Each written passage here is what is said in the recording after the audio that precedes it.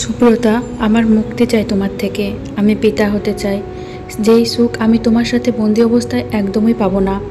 সুব্রতা এক মনে তার প্রিয়তম স্বামীর বক্তব্য শোনে। সে তো আগে থেকে এসব আন্দাজ করতে পেরেছিল। অফিস থেকে বাসায় এসে আগে যেখানে সুব্রতাকে সব কাজে সাহায্য করার চেষ্টা করত, এখন মোবাইল নিয়ে পড়ে থাকে, ফুসুর ফুসুর করে কারোর সাথে পটর পটর করে। সুব্রতা আগে থেকেই নিজেকে প্রস্তুত করছিল এমন পরিস্থিতিতে সামলাতে, তবুও কান্না যেন বাঁধ ভাঙতে চায়। সুব্রতার প্রচেষ্টা এতই ছিল যে সামান্য যে রিয়্যাক্ট করা দরকার তাও আর সে করে না। ডিভোর্স পেপার রেডি করে পাঠিয়ে দিও, আর আমার কাবিনের টাকাও পাঠিয়ে দিবে। তুমি জানো আমার পক্ষে সম্ভব নয় কাবিনের টাকা পরিশোধ করা, আর ডিভোর্স চেয়েছো যখন কাবিনের টাকাও নিশ্চিত জোগাড় হয়ে যাবে। আর এতদিন পর্যন্ত আমি আমার বাপের বাড়ি থেকে তোমাকে যত টাকা এনে দিয়েছি সব আমার ফেরত চাই। সুব্রতার দৃঢ় কণ্ঠ শুনে অবাক হওয়ার পাশাপাশি রেগে গিয়ে একটা থাপ্পড় মারতে নিতে হাতটা ধরে ফেলল সুব্রতা। ছিটকে দূরে সরিয়ে বলে, খবরদার দুর্জয়, আমাকে স্পর্শও যদি করো তাহলে নারী নির্যাতনের মামলার পাশাপাশি যৌতুক নেওয়ার অভিযোগে জেলে পুরে দেব। তখন বুঝবে কত ধানে কত মই। সুব্রতা কথা শেষ করে আবার এক মুহূর্ত দাঁড়ায় না ওই কক্ষে, দৌড়ে চলে যায় গেস্ট রুমের উদ্দেশ্যে। ভিতর থেকে দরজা লাগিয়ে ওয়াশরুমে গিয়ে কল ছেড়ে হাত পা ছড়িয়ে কাঁদতে থাকে সে। দুর্জয় আর সুব্রতার প্রেমের বিয়ে ছিল না, তবুও ভালোবাসা ছিল পরিপূর্ণ। তবে মাসখানেক আগে সুব্রতা জানতে পেরেছে সে কখনোই মা হতে পারবে না। সেই কথা দুর্জয় জানার পর থেকেই পাল্টে যেতে শুরু করে। বাসায় দেরিতে আসায় মোবাইল নিয়ে পড়ে থাকা এই যা। মিনিট 10 পর সুব্রতা ওয়াশরুম থেকে বেরিয়ে আসে। নরম সুব্রতা আজ শক্ত নারীতে পরিণত হয়েছে। ঘটনা কত সুন্দর মানুষ বদলে দেয়, তাই না? সুব্রতা রুম থেকে বেরিয়ে রান্নাঘর থেকে নিজের খাবারটা বেড়ে খেয়ে নেয়। সে কেন অভুক্ত থাকবে অন্য কারো দেওয়ার কষ্টের জন্য? তার ভাগেরটা না হয় সে খেয়ে নিল। সুব্রতার মনে পড়ে তার প্রিয় বন্ধুর একটা কথা, দোস্ত মনে রাখিস, মানুষ প্রচণ্ড স্বার্থপর। মানুষ নিজের জন্যই অনেকে ব্যবহার করে। এখন তুই যদি উদাহরণ চাস তবে আমাদের দিয়ে বলি, আমার আর তোর বন্ধুত্ব হয়েছে কেন বলতো? নিজেদের একাকিত্ব দূর করার জন্য, সাপোর্টিভ একজন ব্যক্তি পাওয়ার জন্য। কিন্তু যখন প্রয়োজন ফুরিয়ে যাবে তখন কেউ আর কাউকে মনে রাখবে না।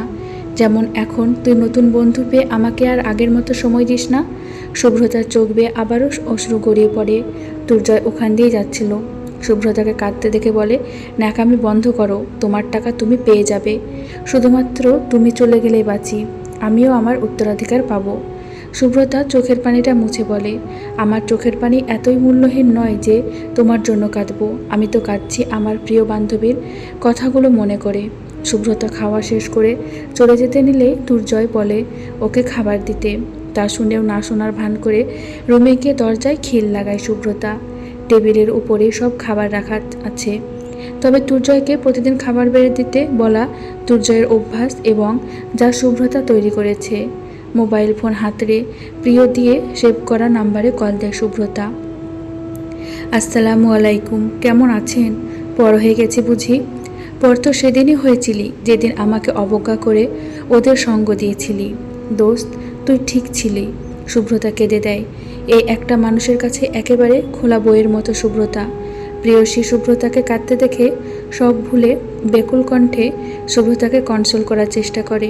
এক পর্যায়ে থেমে যায় শুভ্রতা, বলে দেয় আজকে হওয়া সব ঘটনা।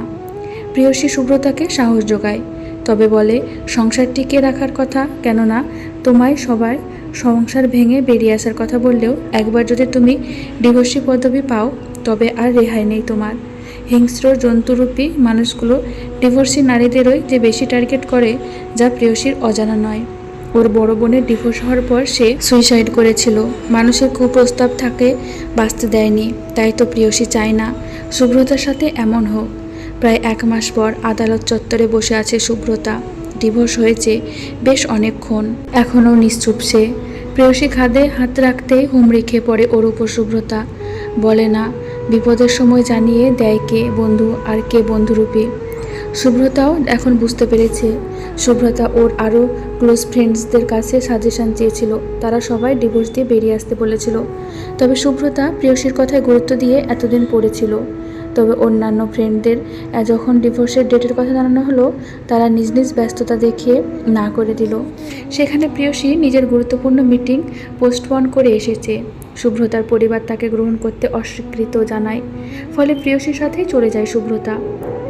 প্রেয়সী শুভ্রতাকে নিজের পায়ে দাঁড়ানোর পরামর্শ দেয়, উদ্যোক্তা হতে বলে, কেননা অন্যের কোম্পানিতে চাকরি করতে গেলে হয়তোবা তাকেও কুপ্রস্তাবের শিকার হতে হবে। বছর ঘুরতে না ঘুরতেই শুভ্রতা অনলাইনে পরিচিত মুখ হয়ে ওঠে। ব্লগিং পেশাকে বেছে নিয়েছিল সে। শহরের ভেতরের রেস্টুরেন্ট, রিসর্ট সব কিছুই রিভিউ প্রদান করেছে অনলাইনে।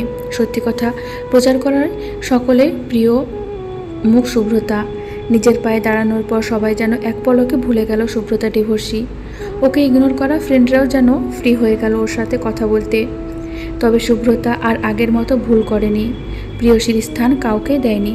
শুভ্রতা এখন আর মানুষের বাহ্যিক ব্যবহারে আকৃষ্ট হয় না, কেননা বাহ্যিক ব্যবহার মানুষ কিছুক্ষণের জন্য পরিবর্তন করতে পারে, তবে মনের কুলসিত ভাব কাটিয়ে উঠতে পারে না।